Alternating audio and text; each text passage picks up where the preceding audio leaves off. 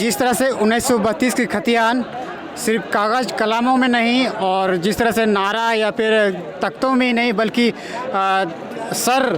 जिस तरह से सर में भी ये टैटू के माध्यम से बनाया गया है। आप देख सकते हैं यहाँ पे 1932 खतियान।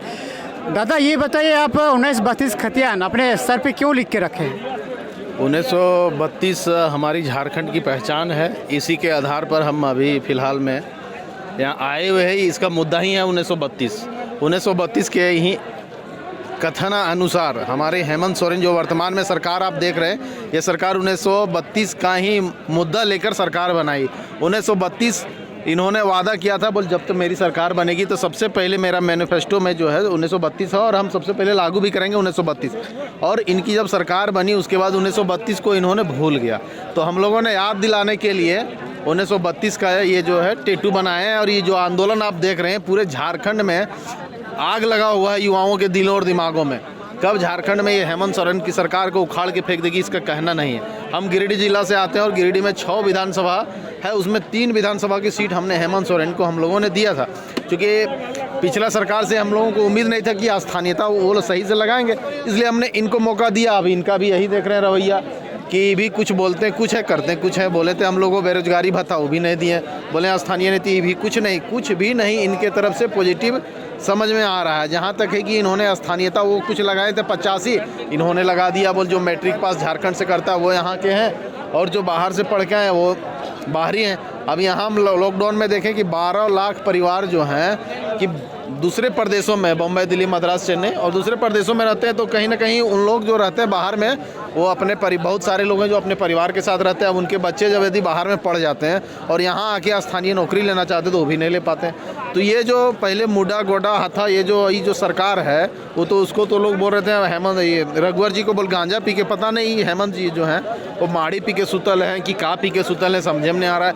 वो अपने परिवार के सारे लोगों को सेटल कर दिए। देखिए वो अपने भाभी को, भाई को, खुद अपने बाबूजी को, सबको सांसद विधायक बना के बैठे हैं। और हम युवाओं जो इतना युवा बेरोजगार हैं जो रोड पर घूम रहे हैं, इसके बारे में तनिक भी चिंता नहीं कर रहे हैं। इसलिए हम युवा इस बार उखड़ गए हैं और इस बार हेमंत सोरेन की सरकार को उखाड़ के फेंक देंगे यदि हमारी बात नहीं मानती, हमारी मांगे नहीं मानती है। उन्होंने बोला था बेरोजगारी भत्ता भी उन्होंने मुर्गी पालन कीजिए, युवा को बोलता है बोल मुर्गी पालन कीजिए, सुअर पालन कीजिए। तो हम कहते हैं आप अपना भाईवार भौजैया के मुर्गी और सुअर पालन काहे करवाया भाई? अपना भाई को बसंत सोरेन को जाके तुम कर देता है, उधर दुमका से विधानसभा लड़वाता है, उनको मुर्गी पालन का रोजगार क्यों नहीं दिया? तो भाभी जो उकरा काहे नहीं दिया? उस सबको विधायक बनाते हो, बाप को सांसद बना दिया हेमंत सोरेन, शिबू सोरेन को। उस सब के लिए रोजगार है, सबके लिए है, लेकिन हम लोग के लिए मुर्गी पालन और सुअर पालन और गाय बकरी और मुर्गी है। अब हम लोग बहुत दिन तक उनका जो होता है व्यवहारिक, उनके पिताजी शिबू सोरेन गुरु जी का मान सम्मान इज्जत किए, इसलिए हम लोग चुप बैठे थे। लेकिन अब हम लोग गो के अंदर में ज्वाला, सुशांत ज्वाला एक होता है, ज्वाला कई प्रकार के होते हैं, उसमें एक सुशांत ज्वाला जो शांत रहता है, अचानक वो विस्फोट, उस प्रकार से हम लोग के अंदर एक विस्फोट हो गया ज्वाला। अब ये ज्वाला रुकने वाला नहीं है। अब अपने हक और अपने हक की लड़ाई लड़कर और लड़ेगी और लेगी भी। जैसे अभी 75% उन्होंने बोला था प्राइवेट सेक्टर जितने भी कंपनी है उसमें 75% जो है स्थानीय लोगों को नौकरी देंगे।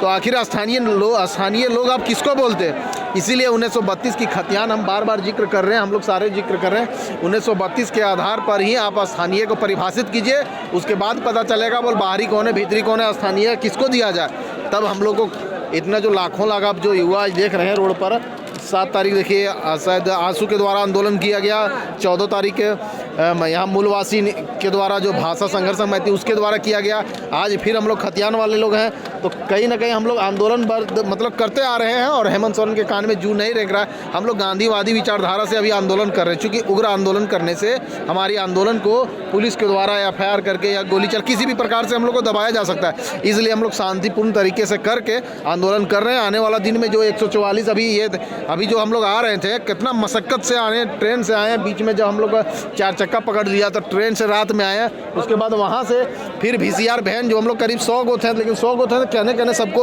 हम पुलिस लोग करवा दिया, जब पता भी नहीं चला। हम लोग 10 लोग इधर से आए, 10 लोग सब भाग गए और इधर उधर से हो के हम लोग यहाँ आए।